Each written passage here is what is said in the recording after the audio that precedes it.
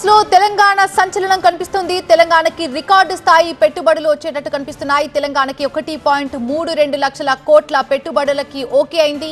కొత్త ఒప్పందాలతో 46,000 మందికి ఉద్యోగాలు రానున్నాయి. ఇక తెలంగాణ రాష్ట్రం ఏర్పడ్డ తర్వాత అతిపెద్ద రికార్డుగా ఇది నమోదు కాబోతోంది. 10 సంస్థలతో ఒప్పందాలు చేసుకుంది తెలంగాణ ప్రభుత్వం.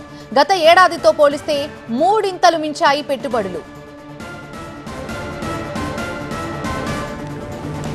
పూర్తి డీటెయిల్స్ మా ప్రతినిధి ప్రభాకర్ అందిస్తారు. ప్రభాకర్, తెలంగాణ సంచలనం సృష్టిస్తుంది. గత 10 ఏళ్లలో ఎప్పుడూ లేని రికార్డుని క్రియేట్ చేస్తున్నట్టు తెలుస్తోంది. మొత్తం మీద ఎంతవరకు పెట్టుబడులు ఓకే అయ్యాయి? దీనికి సంబంధించి పూర్తి అప్డేట్స్ ఏంటి?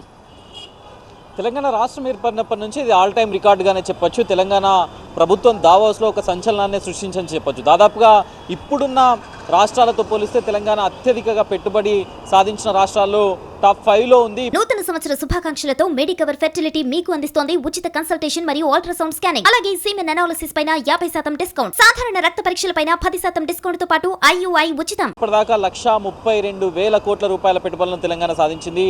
132,000 పెట్టుబడులే కాదు, దాదాపు 46,000 ఉద్యోగాలతో పాటుగా 10 సంస్థలతో 10 ప్రముఖ దేశీయ అంతర్జాతీయ MNC కంపెనీలతో ఒప్పందాలు చేసుకుంది. ముఖ్యంగా తెలంగాణ ప్రభుత్వం ముందు నుంచి కూడా చెప్తుంది, గత ప్రభుత్వం కేవలం గవర్నమెంట్ ఏర్పడిన తర్వాత 10 రోజులకే దావోస్ పర్యటన చేయాల్సి వచ్చింది.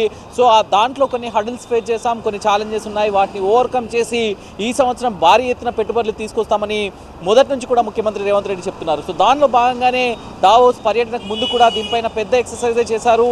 అటు ఎట్లాంటి ఫీజిబిలిటీ ఉంది తెలంగాణ రాష్ట్రంలో, ఎంత మేర పెట్టుబడులను తీసుకురావచ్చు అనే దానిపైన చాలా సుదీర్ఘ సమీక్షలు కూడా జరిగాయి. సో దాంట్లో భాగంగానే ఈసారి గతంలో వచ్చిన 40,000 కోట్లకు మించిన పెట్టుబడులు తీసుకురావాలనేది ప్రభుత్వం ప్రయత్నం చేసింది. ఆ ప్రయత్నం సఫలీకృతమైంది. ఇప్పుడు దాదాపు 3 టైమ్స్ పెట్టుబడులు తెలంగాణ ప్రభుత్వానికి వచ్చాయి. 40,200 కోట్ల నుంచి ఇప్పుడు ఏకంగా 132,000 కోట్లకు ఈ పెట్టుబడులు చేరాయి. సో మొత్తం మీదుగా ఇది ఒక ఆల్ టైమ్ రికార్డుగా చెప్పొచ్చు. గవర్నమెంట్ ఇక్కడ పెట్టిన కొన్ని ప్రకటించిన స్కీమ్స్, పాలసీస్ వల్ల ఇది సాధ్యమైంది అనేది ప్రభుత్వం చెప్తుంది. ముఖ్యంగా ప్రభుత్వం ప్రకటించిన క్లీన్ అండ్ గ్రీన్ పాలసీ ఈ పెట్టుబడులకు పెద్ద ఊతాన్నిచ్చినట్టే చెప్పొచ్చు. సో మొత్తం మీదుగా ఇప్పటికైతే ఆల్ టైమ్ రికార్డును తెలంగాణ ప్రభుత్వం నెలకొల్పింది.